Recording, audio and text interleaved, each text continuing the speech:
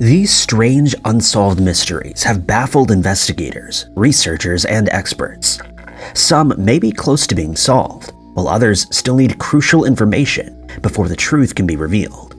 Others may forever remain a mystery.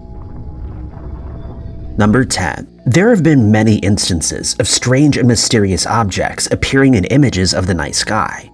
Most of these can be explained away by natural phenomena like planets or optical illusions, while others are man-made.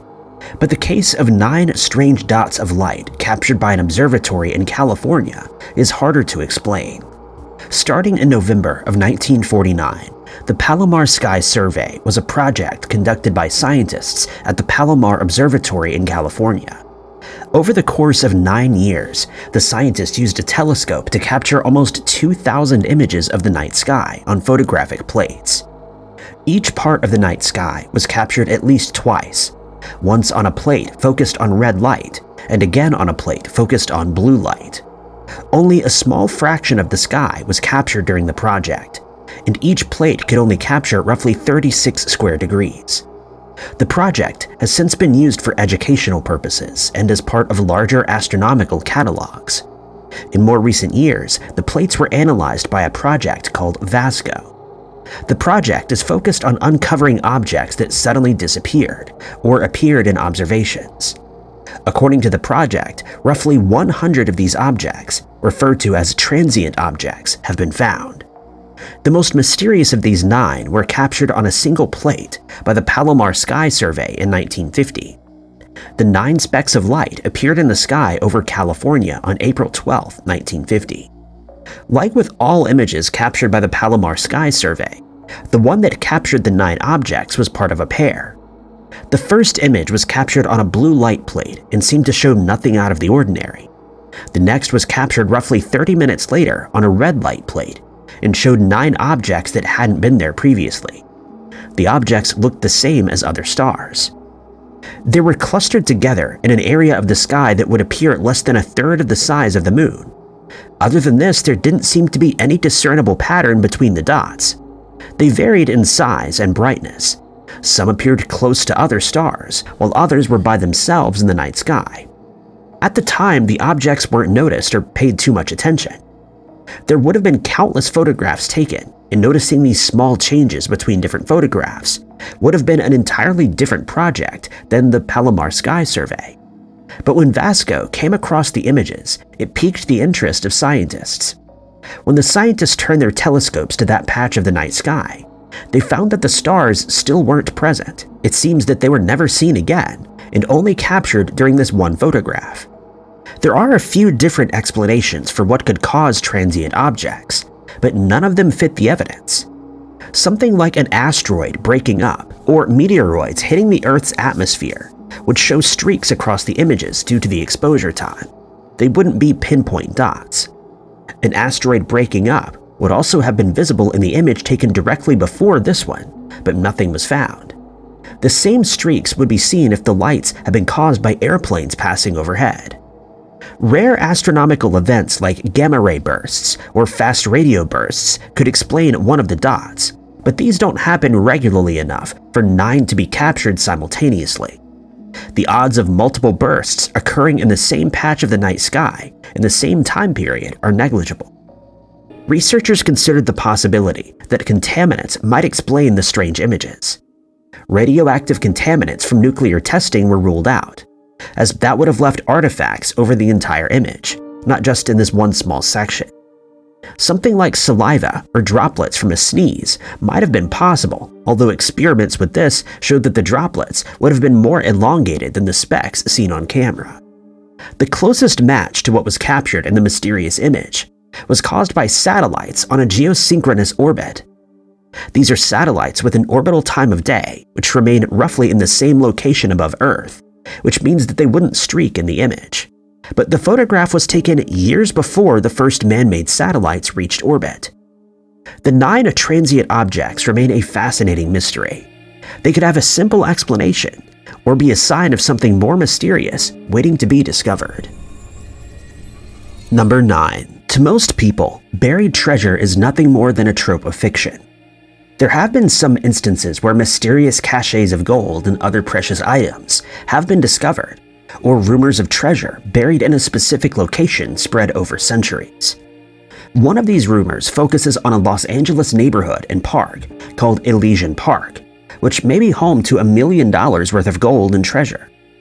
The story of the Elysian Park treasure started almost 180 years ago, during the Mexican-American War. The area that is today Los Angeles was then a collection of Mexican pueblos in the desert.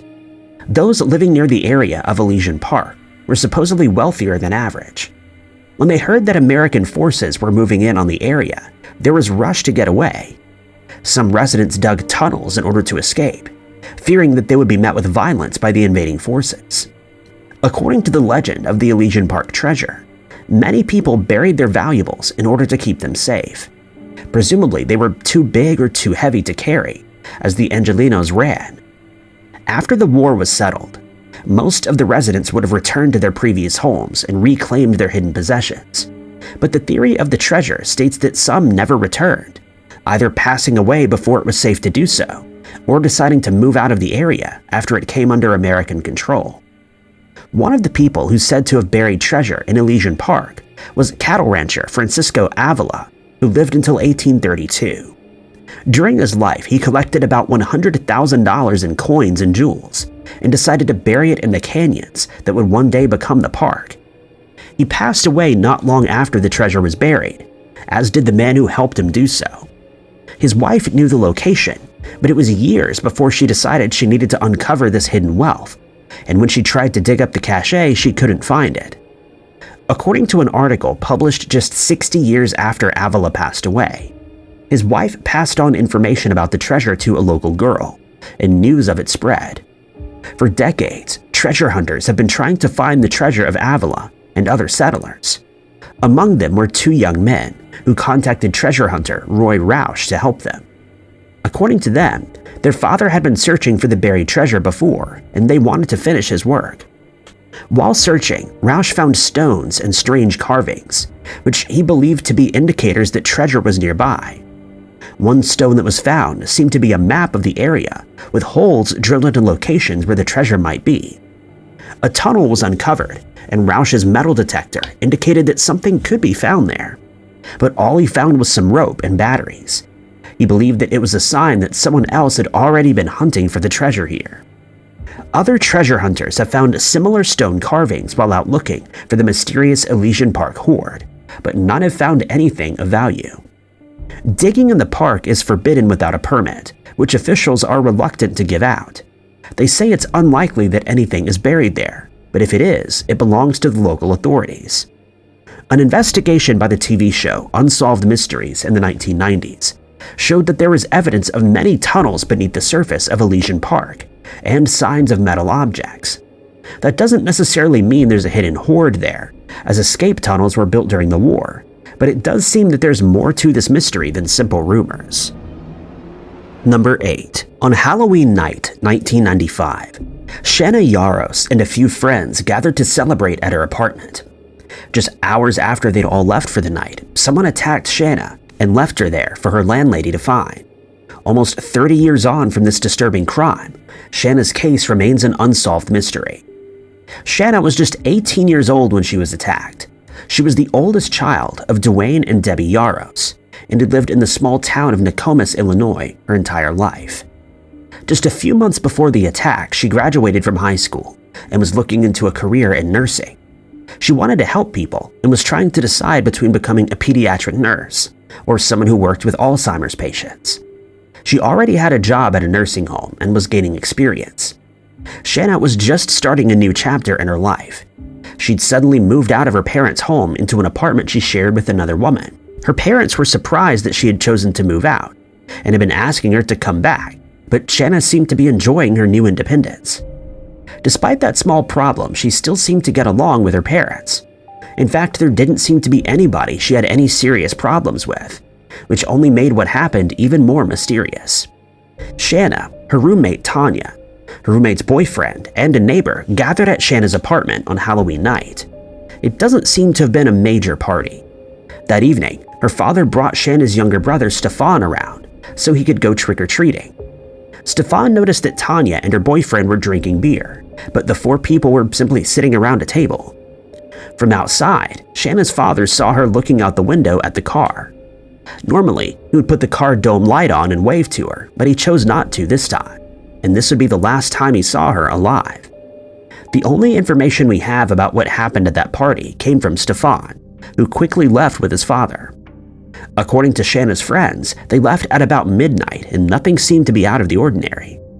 Just before 7 a.m. the following morning, Shanna's landlady, who lived next door, noticed her front door was slightly ajar.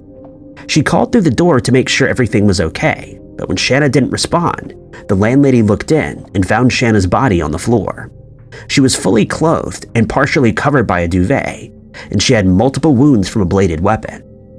The nature of the crime was very over the top, and police initially told the press they didn't believe this had been a random act of violence.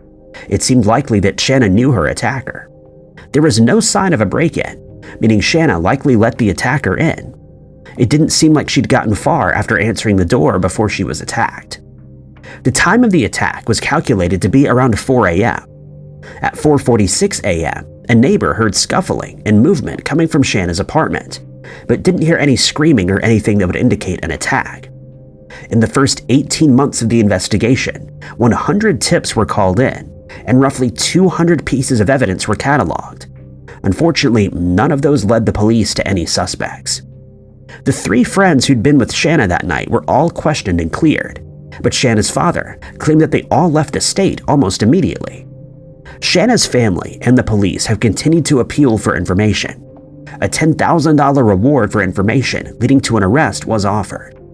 Any information in this case should be passed on to the Illinois State Police at 217-324-6216 or Crime Stoppers at 1-800-352-0136. Number 7. For decades, GPS has played a crucial role in aviation navigation. It's allowed planes to take more direct or efficient routes that might otherwise be impossible, using only traditional navigation tools. But it's remarkably easy for GPS signals to be jammed, either accidentally or intentionally for whatever reason. In October of 2022, a strange signal jamming hit planes flying around the Dallas-Fort Worth area. The actual jamming only lasted 24 hours, though it was 44 hours before air traffic control was able to reset and recover its system, and for flights to continue normally in the area. A year and a half later, the person or people responsible remains a mystery. There are many incidents of signal jamming that occur in the United States. Most of them aren't nefarious in any way. People who monitor GPS signals from airplanes report regular interference patterns in some parts of the country, which occur only on weekdays and not during vacation periods. It's assumed that these are in some way linked to military electronic warfare training or tests. Normally, the Federal Aviation Administration will issue warnings if something like this is going to happen, but sometimes the interference expands further than was expected. This didn't seem to be the explanation on the evening of October 17, 2022, when the FAA issued an advisory to pilots in the area around Dallas Airport. The advisory warned that there were GPS anomalies that were dramatically impacting GPS signals in the area. The warning specified that this was not planned, and it was unknown how long this would last. Thankfully, this mysterious incident wasn't too much of a danger for pilots and aircraft in the area. Modern aircraft don't only rely on GPS alone, and other systems are in place to make sure planes land safely in their intended destinations. Sometimes this doesn't always happen. In 2019, a passenger plane almost crashed after its GPS became unusable on approach to Idaho's Friedman Memorial Airport. Visual navigation was difficult due to smoke and haze in the area, and the plane almost collided with a mountain due to the GPS signal being off. This time, the skies were clear, and planes were able to take off and land at the airport like normal. Only one runway had to be closed during the mysterious event. News of the signal jamming was picked up by the media, but there was little information for anybody to go on. On October 18th, the FAA announced that the issue had resolved itself, and the signal jamming was no longer a problem. Since then, there's been no answer to the mystery of who was behind this strange event. Analysis by experts at Stanford University used publicly available data to try to narrow down a possible location or locations of the devices that had jammed the signal. There are various websites that track GPS signals from aircraft and can tell when the accuracy of the data is low. It was through websites like these that the public was able to get information on this and other signal jamming events, but the data is limited, and researchers found that events like aerobatic displays would screw the results. Accounting for this, the researchers were able to suggest a potential geographical location for the origin of the mystery, but that wouldn't necessarily explain who was behind it or why. Number 6. One of the biggest mysteries in astronomy doesn't come from the furthest reaches of space, but at the heart of our own solar system. For decades, scientists have been trying to solve the puzzle known as the coronal heating problem. All the energy emitted by the sun is produced deep within its core by the process of nuclear fusion.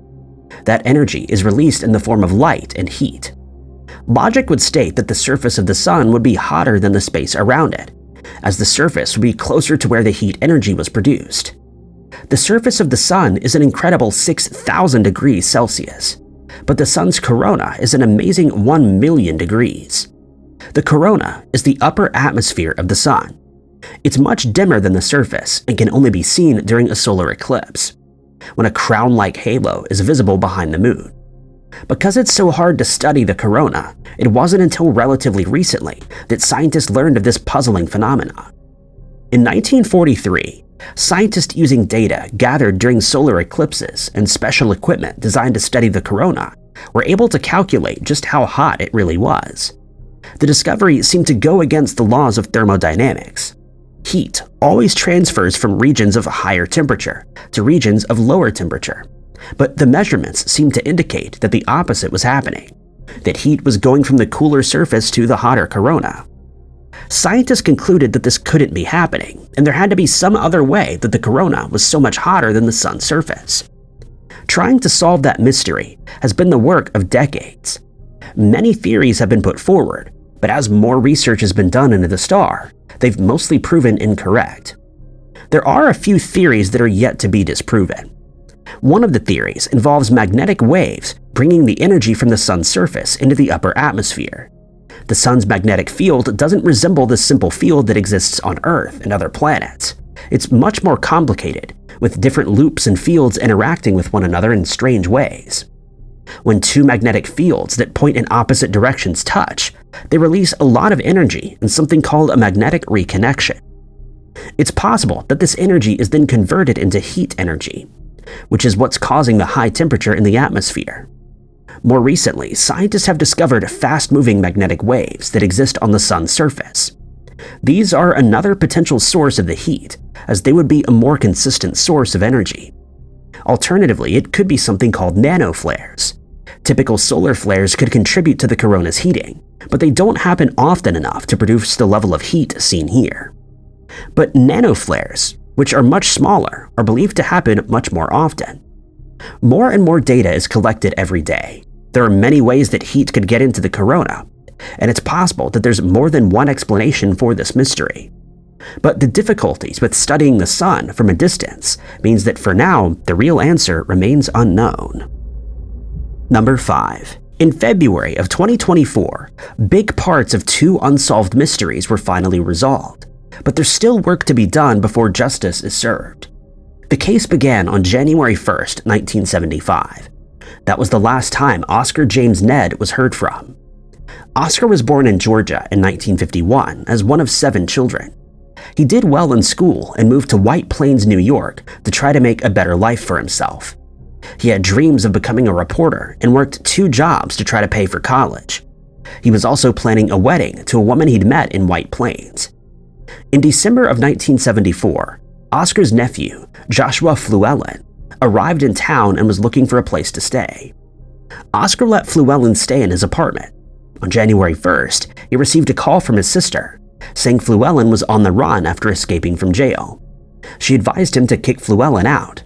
It was the last time anybody saw or heard from him. A week later, Oscar's family decided to contact authorities and report him missing. The authorities found clear signs of a violent crime at Oscar's apartment, but no sign of him or Fluellen. Fluellen would be arrested a few weeks later, but he claimed to have no idea what happened to his uncle. Meanwhile, in South Carolina, 2 hunters made a disturbing discovery.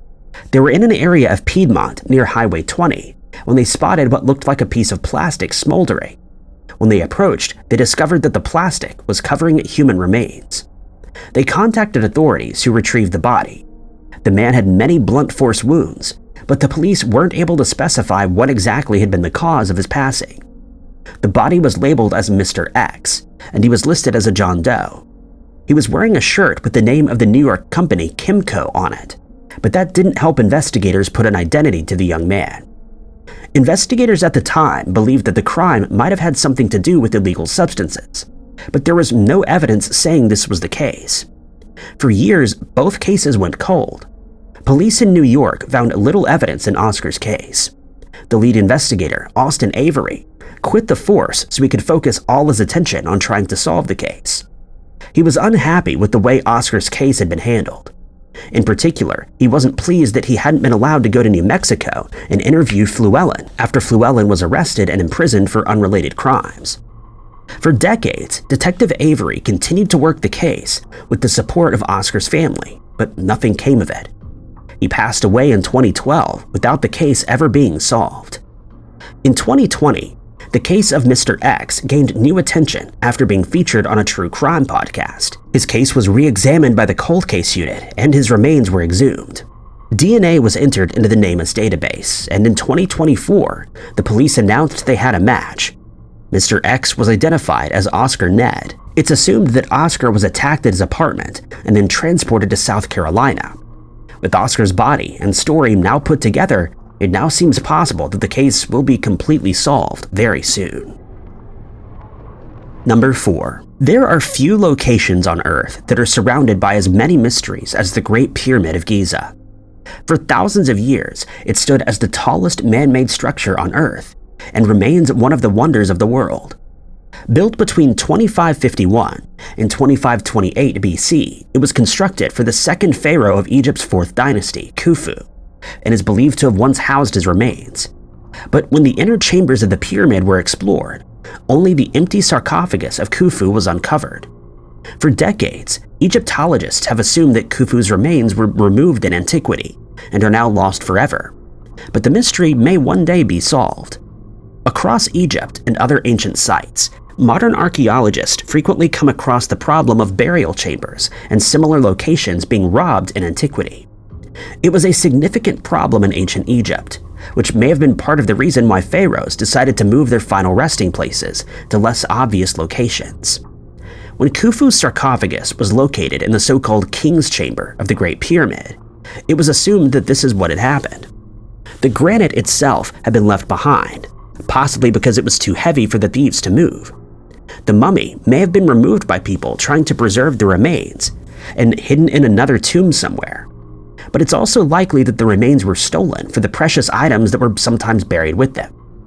It was a disappointing conclusion for Egyptologists to draw. There are many mysteries about this ancient ruler, who would have lived over 4,400 years ago.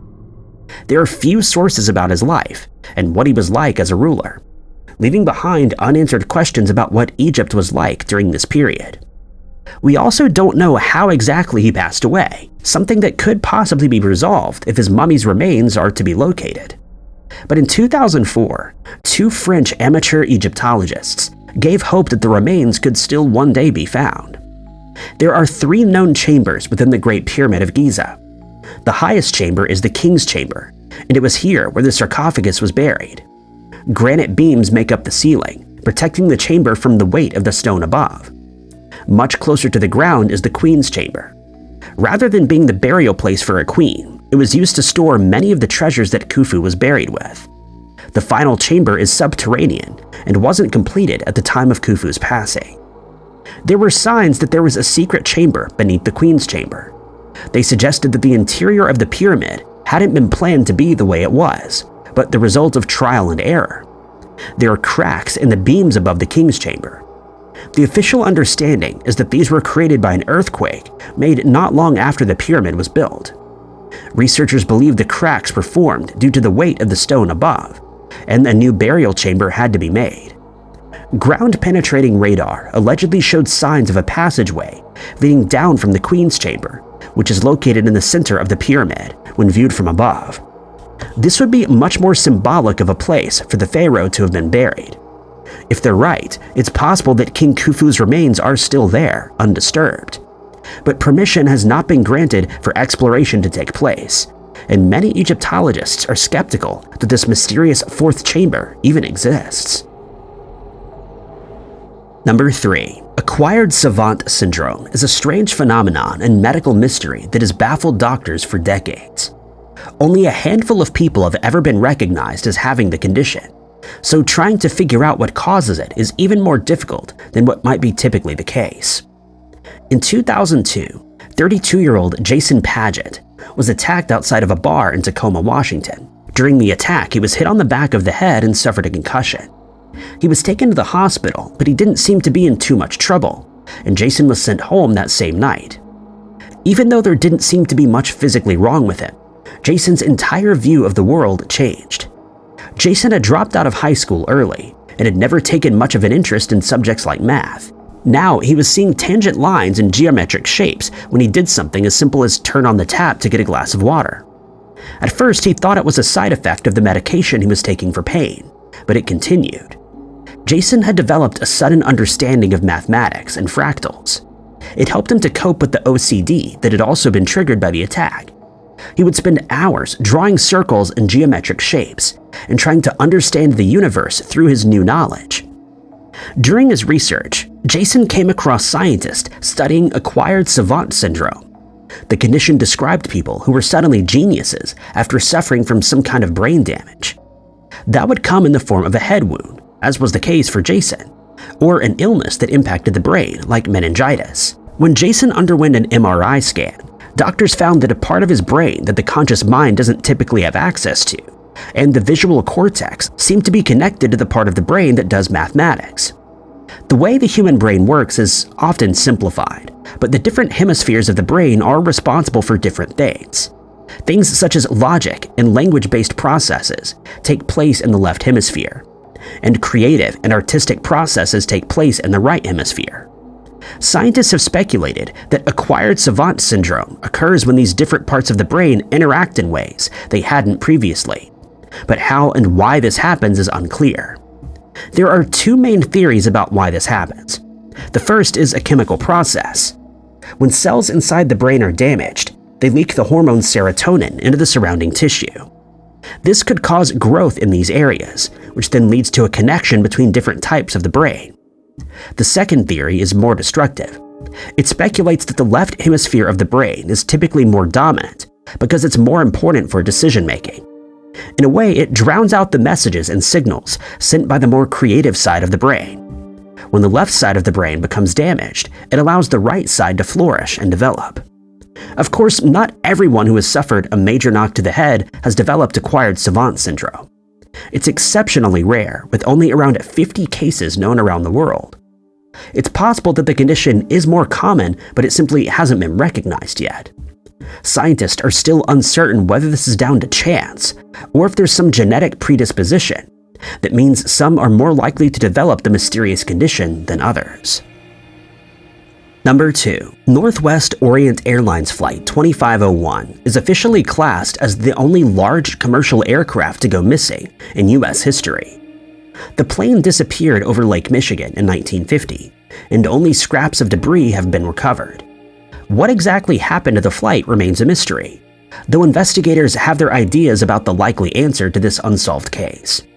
The flight was a regular trip between New York and Seattle, with a stop in Minneapolis. Pilot Robert Lind had made the journey countless times before without incident. His co-pilot was Vern Wolf, who had plenty of experience. Neither pilot could have imagined anything would be different as they ran through their pre-flight checks at LaGuardia Airport that evening.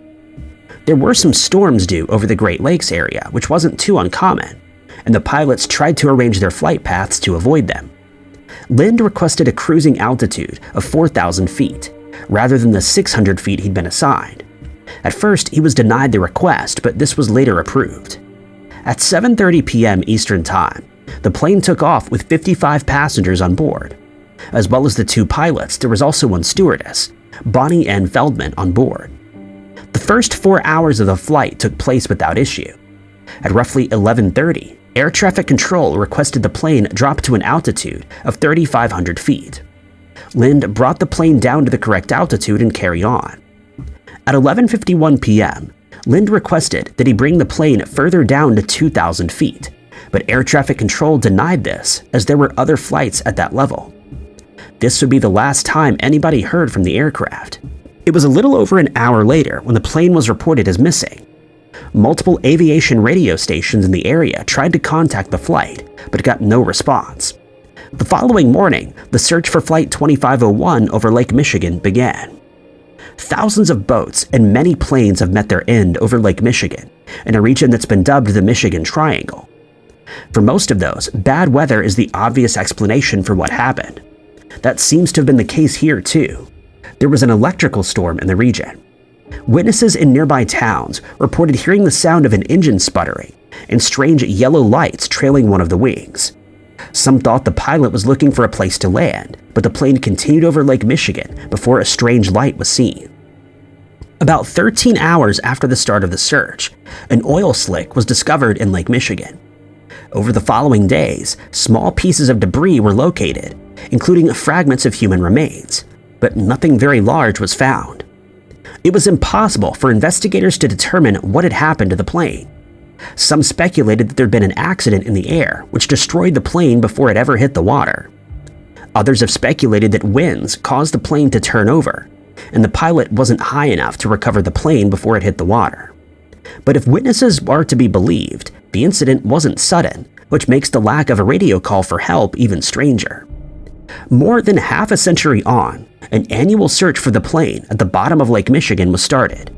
No sign of Flight 2501 has ever been located, but the search teams have found many missing ships, some dating back to the 1800s while dredging along the muddy lake bed. Number 1. Tricia Meredith was just beginning a new chapter of her life when she was violently attacked in the laundry room of her apartment complex. The criminal responsible has managed to keep their identity a mystery for decades, but Tricia's family and investigators still hope the case might one day be solved. April 7th of 1986 was a pleasant spring day in Indianapolis, Indiana. There were lots of people out enjoying the weather that Monday evening. Tricia and her boyfriend David were doing household chores. It was just a few weeks after they'd moved in together.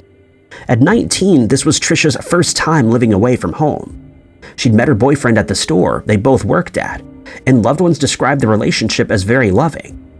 Even though they hadn't been in a relationship very long, it seemed like the right time to move in together. Tricia had also recently started a new job as a stock clerk, and both of them appeared to be happy. At about 6 p.m., Tricia and David took their clothes down to the laundry room attached to the Spring Hill apartment complex. They piled the clothes into a washer and started the cycle, which lasted between 25 and 30 minutes. At about 6:15, David left the laundry room and went back to their apartment to make a call to his grandmother. At 6:45, he returned. At first, he couldn't see Tricia, but he quickly realized something was wrong.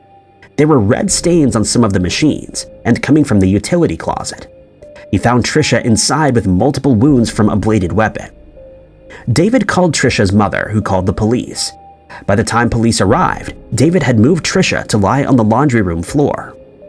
It was immediately clear to the police that this wasn't a robbery gone wrong.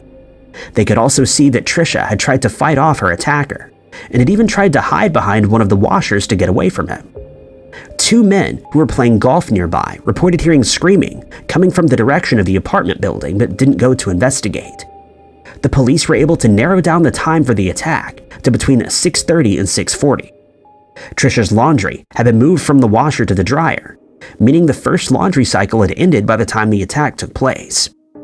David was initially investigated, but phone records showed that he'd been on a call with his grandmother from 6:17 to 6:42, giving him an alibi for the time the attack occurred. Investigators had 2 potential suspects in the case, both of them neighbors who reported being in the laundry room the day of the attack. One lived opposite the apartment complex, and had even offered to let the police use his phone early in the investigation. He seemed very interested in the case, and it later emerged that he had audio recording devices so that he could keep up with the investigation. He even told coworkers that he had taken Trisha's life, but said that he'd just done that for attention. Unfortunately, because the attack had been in a communal area, finding DNA at the crime scene wouldn't necessarily mean a suspect was behind the crime. Hundreds of pieces of evidence were collected, including fingerprints on Trisha's body, but so far this hasn't led to any arrests. Trisha's parents passed away not long after she did, and her younger brother passed away in 2012. Her sister and investigators continue to search for answers to this unsolved mystery. A $1,000 reward was offered for information leading to an arrest, and anybody with information in this case should contact Crime Stoppers on 317-262-8477 or IMPD's Cold Case Squad at 317-327-3426. Thank you guys so much for watching. If you liked this video, be sure to hit that like button. Also, don't forget to subscribe and click that notification bell to keep up to date with all of our future uploads. But my name is Ty Knotts, and I'll catch you guys in the next video.